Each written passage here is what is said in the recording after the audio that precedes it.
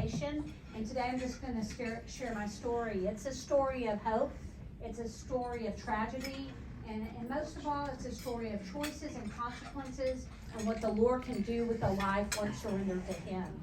I was a typical girl born into a typical middle-class family, living what everyone thought was a typical life.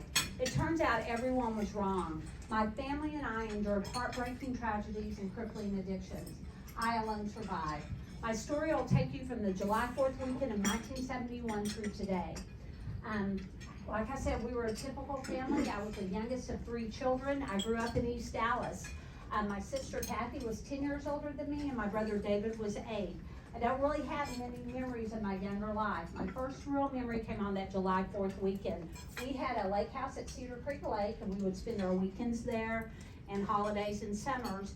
And I was in the water about to ski when a man walked out on the pier and said something to my parents, and my mother collapsed. And what had happened is my brother, who was 18 at the time and had just graduated from Woodrow Wilson, had committed suicide. After David's death, like I said, I don't really remember things before David's death. I believe everything changed. My parents never recovered from that. When after David died, we shut the doors to his room, and they never spoke about him again. It became an unspoken rule in my home not to mention his name. I don't have many memories for a while, but when I got in junior high, I went to J.O. Long. And I grew up around Jim Miller and 30 if you're from the Dallas area, so I needed to have a ride, or I needed to ride the bus. And when I started, my mother would take me. But there would be times she wouldn't pick me up, and I would call the house, and no one would answer, and I would try to reach my father, and I couldn't get a hold of him. And when I would finally get a ride home, my mother would be asleep, and she would be really hard to wake up. And I didn't know what was going on, but all I knew is this fear began to grow within me because, my mother was not dependable anymore, and my father was just detaching. At this point, my sister lived in the Amarillo area and was married. I had no other family. There's no cousins or anything like that. But no one at school knew this. I went to school with a smile on my face. I was popular. I was a cheerleader. So school was a place I felt really good about myself. By the time I got to high school, I knew my mother was an alcoholic. And when I started to drive, my father moved out of the house. He moved to the lake house, and that left me and mother alone. And to give you an idea of how severe her alcoholism was, my junior year, I would get home from school, and I would walk through the house to find my mother. She was usually passed out on the floor somewhere. I would bend down to make sure she was alive, and then I would go about my day. But this one day I got home, and she was passed out in the entry hall, and she was surrounded by perfume bottles and cologne bottles, and I couldn't figure out what was going on. But when I bent down to see if she was alive, I could smell she had drank that perfume because she had run out of vodka. One day she drank bottles of rubbing alcohol, mouthwash, NyQuil, whatever she could find. And when she completely ran out of everything, she would start going through DTs, and I would have to gather her in my car and take her to the hospital, because I learned at a young age it was dangerous to detox from alcohol without medical attention. And that was my home. I didn't share it with anyone. I didn't talk to my sister about it because there was shame. I was brought up in a time where you don't share stuff. You just pretend everything's great. But again, school was a place. I was elected head cheerleader my senior year. So school was a good place for me, and I wanted to be those things, so I didn't go off the deep end at that time. When I graduated from high school, I graduated with honors, and I went to Skyline, and so I had over 1,000 in my graduating class. And I remember after the ceremony, me and my friends were walking around, and they were slowly meeting up with their families, and all of a sudden I was alone. And I remember just looking through the crowds, hoping someone had come, and no one had come. And I was really hurt by that, and I was really angry. The next day, I went skiing with my boyfriend, and that was a Sunday, and I got home late that night. And my mother staggered into my room, and I was so angry at her. I said, "Get the F out of my room. I just wish you were dead." And I slammed the door, and I went to sleep. When I woke up the next morning on Memorial Day, I found her body, and I was overcome with guilt and shame. But I had this voice saying, "Don't tell anyone you said that. You killed her." I felt like my words killed her. And My mother died at the age of 49 on Memorial Day, 1979. After the funeral, my sister went back to the Panhandle area, and my father went back to the lake. And so I was living in this home alone, where my brother shot himself in one room, and my mother drank herself to death in the another. And it was such a lonely, dark time. I didn't grow up going to church, but I believe in God on some level. And looking back, because a lot of times we understand things looking back, I know God was with me because it was so dark. I started having a recurring nightmare of my mother and brother in this evil clown makeup chasing me, calling me a killer. I had it every night, and I would just wake up crying. It was such a lonely time. But not long after that, I went to live with my sister. And this was just, my sister, I felt, that the love, I knew she loved me. And unconditional love. And my sister and them, they sat down and ate dinner. I had never done that. I always just ate alone. So just being with a family, because I hadn't probably experienced that since David died. I stayed up in the Amarillo area, and I went to college. I got a degree and became a special education teacher. I got married. I met my husband at college, and I drank during high school. I drank during college. And, my idea of someone with a drinking problem was you drink perfume, you drink rubbing alcohol. So my bar was really high on if you had a problem with alcohol. And so I was like, as long as I'm not doing that, I'm okay. So I probably drank too much. But I didn't really do any drugs at that time. I did do some experimentation after college. But then we started having our children. I have 3 children. Haley, who's 33, right? And she's not Haley, but she's her age. Alexis, who's 30, and Sammy, who's 29. And so things were going okay. I was functioning. In 1996, we moved back to the Dallas area, and I got a job as a special education coordinator for a small district outside of Commerce. I mean, it was really small. It was like K through 12, 300 kids. But I love my little title. And so things were good. But in 1998, my sister, who was my rock and my anchor, was diagnosed with cancer. And it wasn't long after that that we knew it was terminal. And when I thought of my life without my sister, I just couldn't. My heart physically hurt. And I began to do drugs. And I began to do methamphetamine. What's ironic about my story, remember my mother died age 49 on Memorial Day 1979. My sister died at the age of 49 on Memorial Day 1999. 20 years apart. I'll tell you, when I was 49 on Memorial Day, I just sat at the house.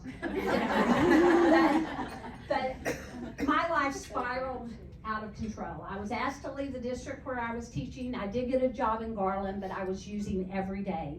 And on April 21st, 2001, my husband was busted at our home for manufacturing meth. And I was at school that day.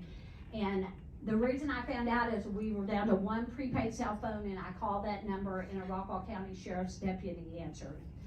And when he answered, I just hung up because I didn't want to talk to him. And I thought, I need to get out of here. And so I left, and I kind of went on the run. CPS had taken my kids. And I went from motel to motel and just kept calling in sick to work. By that time, you could do a substitute line. It's really easy to call in sick on a substitute line instead of having to talk to a real person. But by about the 4th day, I was in a motel off of Ferguson and 635, and I called in and I just began to cry. And I thought, I can't continue to do this. I can't just keep calling in sick. I was too scared to call my father. He was my only living relative. And in that moment, I made the decision to kill myself because there was such shame of who I had become and what I had done. I just couldn't see a way out. But in that moment, I had this prompting to call the benefits office at Garland ISD. And it was kind of crazy because I'd only worked there since August. I didn't know anyone, but I made the call. And a lady named Mary answered my call, and I began to cry. And I think she could hear the desperation. And I just said, I'm in the trouble with, I've got a lot of legal problems. I think I have a problem with drugs, and I don't know what to do. And she was like, don't do anything desperate. She goes, you're a good person. You just have a problem. She spoke to me with love and compassion. And it took away that hopelessness. I've never felt that hopeless again. And all that took was just not judging me, talking to me with love and compassion. And she gave me a plan. And I went to a hospital. I checked myself in, and then I checked into a rehab. I was charged and indicted. There was a big article in the Dallas Morning News, teacher indicted on drug charges. But I went to a rehab. I finally talked to my dad. I went to a rehab for 6 months. I was court ordered there. I got out, I graduated, and then I went back to live with my father, which wasn't the best decision. But I didn't really understand what was going to happen. I was the first felon I really knew. I kind of, thankfully my children have not followed in my footsteps. But so I thought, I'm just going to go teach again. I'll just get a job, and then I kind of learned that a lot of districts don't want felons teaching the kids, And so I kind of, as time went on, but I had a lot of pride too. I was like, well, I'm not working there. I have a college degree. I ended up relapsing, and within a month, I had a new charge, and my probation was revoked, and I was sent to prison. And I was sent to prison for 2 years. I was at a unit called the Hilltop Unit, and I can't think of where it's at, but it's an old boys reformatory from the 1800s. And when I got there, I got separated from the people that I was with. And so my first dorm was called the Big Timer Dorm, and I didn't know what that meant. There was a rap group at the time called the Big Timers. I thought, well, they all like rap music or something. And I got in there and I kind of unpacked my stuff, and I thought, I'm going to go introduce myself, because I had kind of accepted it, and I'm friendly and outgoing. And so I went up to this girl who looked nice, and I was like, hi, my name's Susan. I'm a drug offender. I have a 2-year sentence. What did you do to get here? And she was like, I killed my kids. And I was like, and I just stopped. And so I started walking back to my bunk, which was like right by the guard booth like this. And this girl that I intentionally did not go talk to because she looked really scary, she pointed and she said, you need to come here. And I went because I was scared not to. And she goes, you need to quit running around this dorm like it's summer camp. This is a big timer dorm because these girls are doing big time. And then she pointed out, I was with a lady that decapitated her parents. I was with a lady that microwaved her baby to death. I was with the one I spoke to talk to had been a teacher, and she killed her kids. And so that's where I stayed. And I went and sat down, and I thought, they had got me in the wrong place. And so I went to the guard after that. I was like, hey, I'm a very, very, very non-violent drug offender. I've never even been in a fight. And they were like, it didn't matter. So that's where I lived. I worked in the library because after reading my file, they thought I could alphabetize good, and I never thought that skill would come in so great. But that was nice because it was air conditioned, and so I kind of just was doing my thing to get through prison. I was trying to be anonymous, but one day I was walking across the prison yard, and in prison you're referred to as a number. I was offender 1130256. That was my number. That's what they called me. I wasn't Susan. But this one day I'm walking, and these girls are going, Mrs. Washington, Mrs. Washington. And I stop, and I'm like, and they kept on. I go, wait, I'm Mrs. Washington. I go, but I'm really Susan. Who would call me Mrs. Washington? And I looked back, and it was former students. And they came running up, and they go, Mrs. Washington, we're so surprised to see you here. And I was like, in my head, I was like, I am not at all surprised to see y'all in here. I was like, y'all have got to behave a lot better in prison than y'all did in middle school. And so I think God was just not going to let me hide anymore. But I paroled out of prison, and I moved to Wiley. My husband had been in trouble, and he had been out about a year. We got our children back, and we lived in Wiley. We lived in this old trailer. I did work on the pig farm, and after the library, I worked on the pig farm. So that was very humbling, very humiliating. But when I got out of prison, I had no pride. I was like, I will do anything I can to rebuild my work history. And I got a job at a Dickey's Barbecue as a cashier, and I really left. When they hired me, there was pure joy. God had really changed my heart, because I was making minimum wage, and I was kind of like, how is this really going to help? But I was just, I'm going to do what I need to do. This is when God really started working in my life. My daughter Alexis met a girl at a volleyball camp, and they became really good friends. And they had a boy Sammy's age. Alexis and Sammy were not even a year apart. 17 days, they're the same age. And this family was like that. And they started going to church with them, and that year, that family went skiing. And their 12-year-old son skied into a tree and died instantly. And I was like, they're going to fall apart. They're going to become drug addicts, alcoholics. They're going to neglect their child, and that didn't happen. They were empowered with strength, hope, and courage. And as I watched them walk that out, because I knew tragic loss, but the loss of the child I thought has to be the worst. And I was like, I need what they have. And I started going to church. I got involved in a life group. And one night God broke my heart, and I shared with everyone just what I shared with you, secrets I had not ever told. And there was such freedom in the truth. Where I thought I would be rejected, I was accepted and loved. And it was just a very powerful. God opened doors. I got my teaching certificate back. Now, the district still has to want to hire me, but God opened the door for a new career. And I started working as an assistant for a new home sales counselor. And life was good. I started writing my book, sharing my story. And there are consequences. My daughter Alexis got pregnant at a very young age. We supported her and have raised this baby together. But God is good. And life was good. But in 2013, my son had a little boy named Wesley, so our family was growing. On March 5th of 2012, my daughter Haley had her first baby, Kendall, and things were going well. And then on June 7th of 2012, I was driving to work, and I got a call. And it was the Wiley police, and they said my daughter had been in a car wreck, and that I needed to get to the Plano Medical Center. And so I asked if she was okay, and he said he didn't know. He goes, it was a bad wreck, but I don't know. I got here after she was transported. So I started to drive, and I called him back going, was she transported by ambulance or by CareFly? And he goes, by ambulance. So I felt good about that. I got to the hospital, started running around.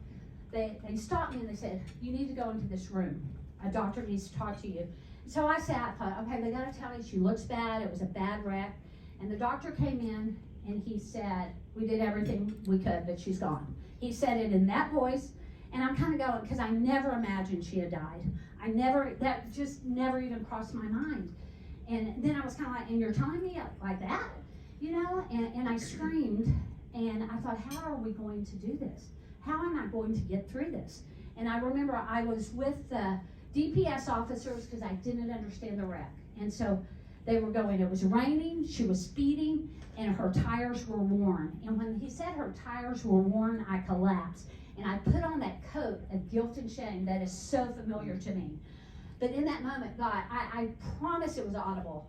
He said, Psalm 139. And I straightened up and I said, I looked at my pastor who was with me and I said, Psalm 139, he knows the number of our days before we're born. This is not my burden. This is not my burden to carry. I don't understand it, but I just have to trust God. And I've been walking in that power ever since. When I do it, I get chills every time because I felt the Lord's presence so intensely. 600 people came to Alexis's funeral. 200 people gave their lives to Jesus that night. She made an impact in her death. It was powerful. Life went on. Haley had another baby. We were trying to grow. We were trying to come together. Everything was going well. I got a job as a sales counselor, so I wasn't an assistant anymore, which has been a very financially rewarding job for me.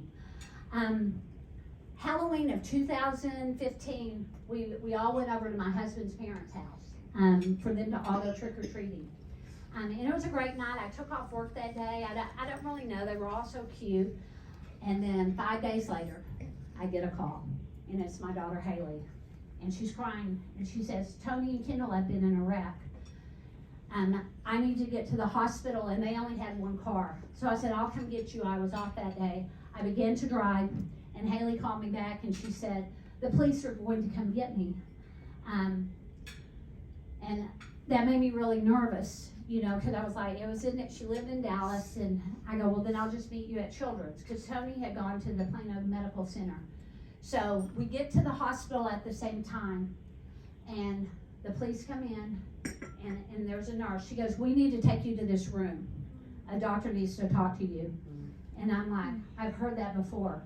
Haley hadn't heard it, but I knew I'd heard it. the doctor came in and she said, we did everything we could, but we could not save her. And so Kendall was 3 and she died. And Tony suffered a traumatic brain injury. So I was like, at this point, I'm mad at God. I'm kind of going, I'm trying to share who you are. And I have friends my age who haven't lost anyone but their grandparents. And I'm losing, and God just met me. He reminded me of John 3:16, that he understood my pain. And I was just like, I've got to trust him. And then God gave me, Kendall was born on March 5th, 3:5. Proverbs 3:5. Trust in the Lord with all your heart, lean not on your own understanding. I can't make sense of it, but I have to trust him. I know I'll see Kendall and Alexis again. My book was published. I continue to share my story in schools, and I always share the Lord in school, even in the public school. I'm like, I can't give credit to anyone else because he has redeemed my life. And I will celebrate 20 years clean and sober on July 15th. And I did not go back to prison. So, God has just given me the strength to walk this out and just to trust him and to share his goodness, because there is goodness. And when you look for God, you will see him. And just like the 3:5, just, he shows me pictures. He shows me himself. I have incredible pictures where God reveals himself. And that's what, if we look for God, we'll find him. And if we trust, we have a choice when bad things happen. We can walk in self-pity and anger and resentment, or we can walk in love and compassion. And I can't say I do it 100%, because I have a 13-year-old right now, and I've already done that. But I do try, and God has blessed me, and he continues to bless me. And all my kids are doing well, too. Angela is like a family member to me. She was Haley's best friends. They grew up together. Everyone is thriving, and there's just good support. So that's really my story, and there's a lot more. There is so much more, but I had to condense it. But all I know is God is good, and that if you surrender to him, he will bring redemption. And he will just bless you with it if you can trust him in the most tragic times of your life. Thank you so much.